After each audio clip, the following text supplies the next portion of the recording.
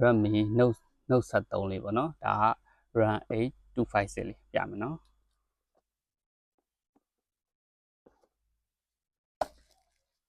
ဒါကဆိုင်မှာ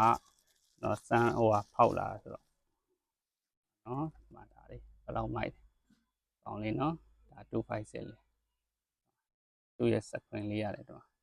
မိုက်တယ်နော်အဲမှာဘာတွေပါလဲဆိုတော့ပြပေးမယ်သူကအာသွင်းကျိုးပါတယ်ပြီးတော့ဒီက33 watt အာသွင်းကောင်းပါတယ်နော်ပြီးတော့ဘာပါသေးလဲဆိုတော့ပြီးတော့ကဒီမှာ